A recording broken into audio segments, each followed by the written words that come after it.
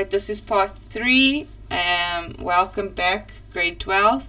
So I'm just going to go through how to sort of go about generating information for your report. Please note that there is something called Google Scholar. If you are looking for articles, don't just go into Google. Please use Google Scholar. It is more accepted here. When you use Google Scholar, they have peer-reviewed articles, right? And case law. So we'll have specific examples of cases that you'd need for certain things this year, right? And peer-reviewed articles means that other academics review the articles that are on here to ensure that it is of sound quality, and so on and so forth. So please use Google Scholar instead of Google. It is a way to generate better sources, right? So I just went through, I'm going to go through xenophobia in hopefully one part. If not in 2 parts, I'll go through xenophobia. And then I will go through human trafficking. So if you've chosen xenophobia, you'd have to start off with the definition.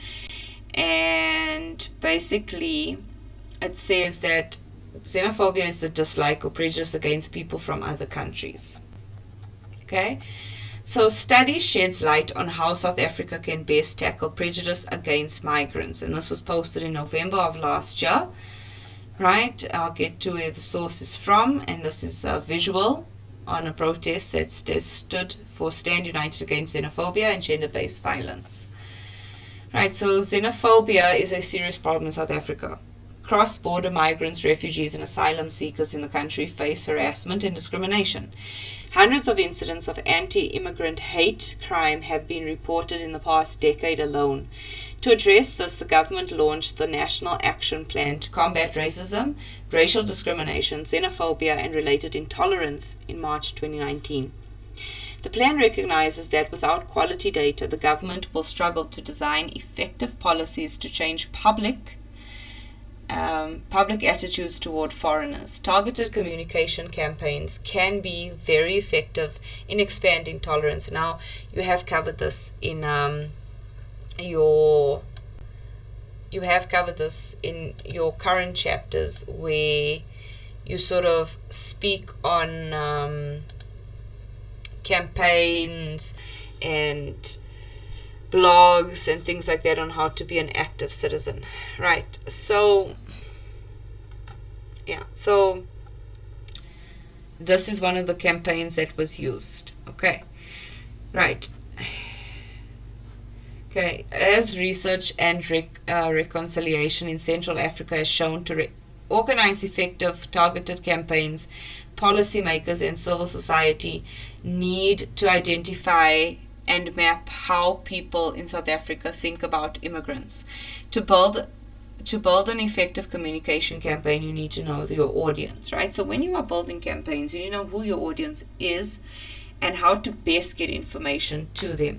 Let's say, for instance, my audience and the audience I'm trying to impact is, let's say, the baby boomer generation.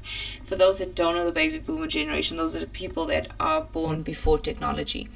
And let's say I want to conduct a campaign, and you have to sign up for that campaign through an online site.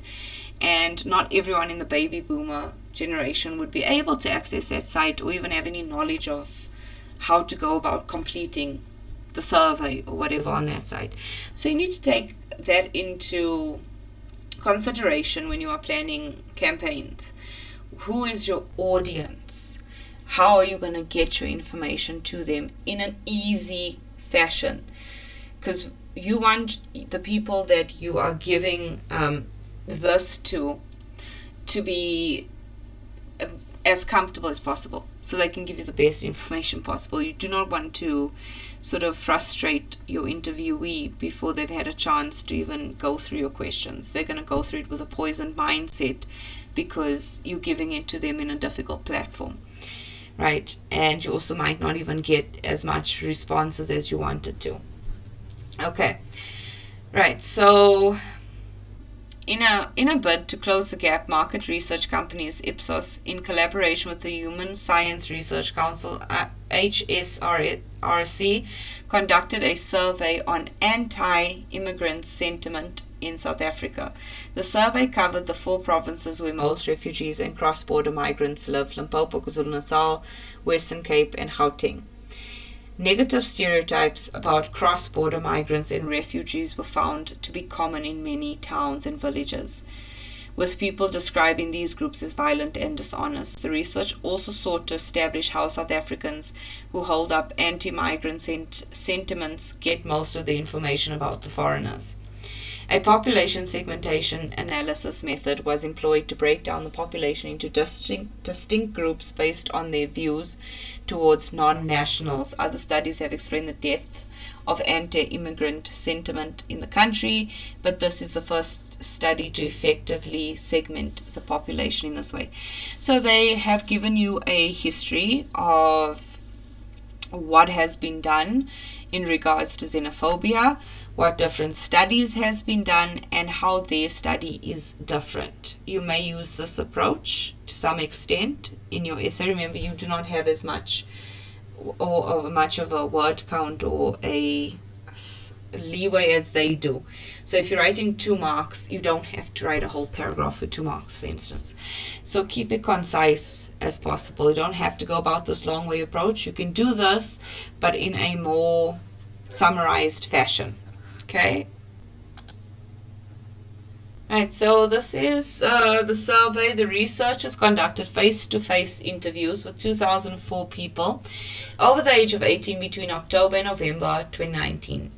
Field workers visited a representative sample speaking to the old and young, the rich and poor. The data was then weighted to ensure respectivity at the provincial level. So here they're showing you how many people they met with, how they met with them, and how they accounted for diversity within their survey, right? Survey participants were asked where they got the information about the refugees and migrants. They were also asked to which people's views they trusted about these groups. And so here they're going through the questions that they've asked this community. Using public attitudes on a range of issues, researchers were able to segment the population into 4 distinct groups: liberal, careful, judgmental, and ambivalent. Ambivalent means neither here or there, so fence sitters. The segmentation provided a rich amalgamated picture of differences in opinion. So this imparted that they accounted for all the different opinions on this. So they were lucky enough to have a research group in which they could draw from all these diverse understandings of things. Right. So the liberal cluster is about 20%, comprises of people who are more likely to have open-minded views about the refugees and migrants and are more positive about their socio-economic impact. So that's the impact socially on the community. So how will they niche in the niche that they've been placed? So in their community, are they good people? Do they not do things like noise pollution, for instance? So they are good neighbors, okay? And then economically, do they contribute to the economy of the country? So they have good views on them. The careful cluster is 23%, is composed of those who accept the rights of refugees to seek sanctuary, but are concerned about the impact of immigration, right? So they are concerned about all of these people coming in. They understand they have no other choice, but they want to make sure that it is managed effectively, right? And then we have the ambivalent cluster. This takes about 31%, is largely disengaged and does not have strong views about migrants or refugees. So they are neither here nor there about them. They just don't have any view. The judgmental segment is about 26% and has the most negative views and tends to view migrants and refugees as a danger. There is a substantial demographic differences in the composition of the different clusters. These could be useful when designing communication campaigns, right? So because there is differences between them, when you do your communication campaign, you will know how to deal with each one. So those that are more positive and seek that these immigrants are sort of doing well, generally your questions will be differently suited for them. In what ways do you feel like an immigrant does so and so correctly? And then it would be different if for those that are judgmental, you would want to find out why they're judgmental, what is driving their judgmental force. So once you've gotten the diverse group of people you're working with, you know how to answer questions on that. So this is generally how research is done. Findings. One of the most important factors driving the formation of attitudes and hence behavior is for information. The kind and quality of information as in an individual can access influences the person's attitudes. Right, so the more information that you can gain from someone will sort of determine their attitude towards it. So if they feel like their opinions are heard, their opinions matter, and they're in a judgment-free space, it will sort of determine how they act toward that interview. So their attitude is how important, because you want them to give you proper information.